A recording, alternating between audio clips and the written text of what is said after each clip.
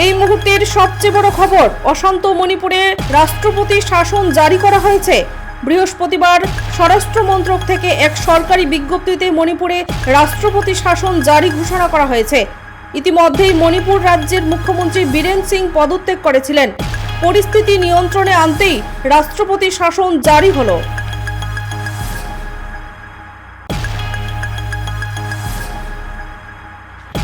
এই মুহূর্তের সবচেয়ে বড় খবর, অশান্ত মণিপুরে রাষ্ট্রপতি শাসন জারি করা হয়েছে। বৃহস্পতিবার স্বরাষ্ট্র মন্ত্রক থেকে এক সরকারি বিজ্ঞপ্তিতে মণিপুরে রাষ্ট্রপতি শাসন জারি ঘোষণা করা হয়েছে। ইতিমধ্যেই মণিপুর রাজ্যের মুখ্যমন্ত্রী বীরেন সিং পদত্যাগ করেছিলেন। পরিস্থিতি নিয়ন্ত্রণে আনতেই রাষ্ট্রপতি শাসন জারি হলো।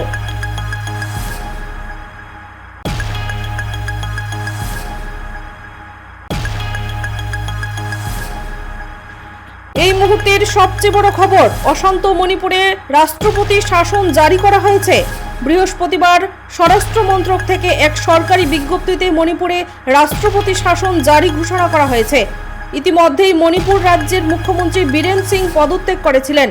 পরিস্থিতি নিয়ন্ত্রণে আনতেই রাষ্ট্রপতি শাসন জারি হলো।